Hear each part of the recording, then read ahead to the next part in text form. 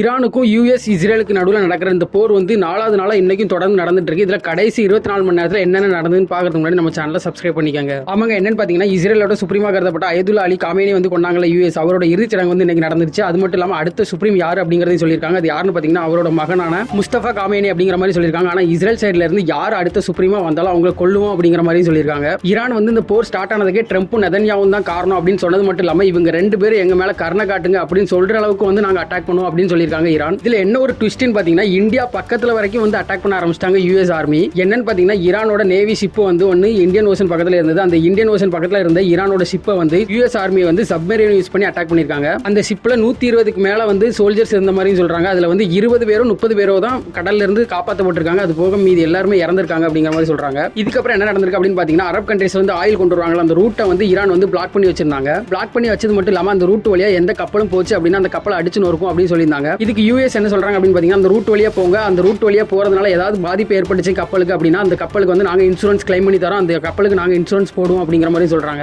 இந்த போர் நடக்கிறதுனால ஆயில் எந்த நாட்டுக்கும் கிடைக்காம இருக்கக்கூடாது அப்படிங்கிற மாதிரி சொல்றாங்க. இதுல என்ன ஒரு ட்விஸ்ட்னு பாத்தீங்கன்னா, சைனாவோட ஆயில் ஷிப்புக்கு மட்டும் அந்த பிளாக்கை வந்து ரிமூவ் பண்ணிருக்காங்க ஈரான். இதுக்கு ஈரான் சைட்ல இருந்து என்ன ரீசன் சொல்றாங்க அப்படின்னு பாத்தீங்கன்னா, சைனா வந்து எங்களுக்கு சப்போர்ட் பண்ணுது, சோ அதனால வந்து பிளாக்கை ரிமூவ் பண்ணி கொடுத்துருக்கோம் அப்படிங்கிற மாதிரி சொல்றாங்க. ஈரான்ல யூஎஸும் இஸ்ரேலும் சேர்ந்து நடத்துற போர்ல வந்து இது வரைக்கும் 1050 பேருக்கு மேல கொல்லப்பட்டிருக்கலாம் அப்படிங்கிற மாதிரி சொல்றாங்க. இதுக்கிடையில அமெரிக்கா வந்து ஈரான் அட்டாக் பண்றதுக்காக ஸ்பெயின்ல இருக்கிற ஆர்மி பேசஸ் வந்து யூஸ் பண்ணலாமா அப்படின்னு ஸ்பெயின்ல கேட்டதுக்கு ஸ்பெயின் வந்து முடியாது அப்படிங்கிற மாதிரி சொல்லியிருக்காங்க. சோ யூஎஸ் வந்து ஸ்பெயின் கூட எந்த ஒரு வர்த்தகமும் பண்ண மாட்டோம் அப்படிங்கிற மாதிரி சொல்லியிருக்காங்க. இந்த போர்னால சைனாக்கும் இந்தியாவுக்கும் ஆயில் தட்டுப்பாடு வந்துச்சு அப்படின்னா ரஷ்யா கிட்ட இருந்து ஆயில் வாங்கிக்கலாம் அப்படின்னு சொல்லி ரஷ்யா வந்து சொல்லியிருக்காங்க. அமெரிக்கா வந்து ஈரான் மேல போர் பண்றதுக்கான ரீசனா என்ன சொல்றாங்க அப்படின்னு பாத்தீங்கன்னா, ஈரான் வந்து நியூக்ளியர் பாம் வச்சிருக்கலாம், அப்படி இல்லனா நியூக்ளியர் பாம் ரெடி பண்றதுக்கான ஸ்டெப்ஸ் எடுத்துக்கலாம் அமெரிக்காவுக்கு தெரியாம அப்படின்னு சொல்லியிருக்காங்க. பட் ரஷ்யா என்ன சொல்றாங்கன்னா, அந்த மாதிரி எந்த எவிடன்ஸுமே இல்லாம நீங்க எப்படி வந்து வார் பண்ணலாம் அப்படிங்கிற மாதிரி கேட்டிருக்காங்க. இந்த போர் வந்து எங்க போய் முடிய போகுதுன்னு தெரியல. ஏன்னா இந்தியன் ஓஷன் வரைக்கும் வந்து அட்டாக் பண்ண ஆரம்பிச்சிட்டாங்க. இந்த வீடியோ பத்தின கருத்தை கமெண்ட்ல சொல்லுங்க. அது மட்டும் இல்லாம இந்த மாதிரி வீடியோஸை தொடர்ந்து பார்க்கணும் அப்படின்னா நம்ம சேனலை சப்ஸ்கிரைப் பண்ணிக்கோங்க.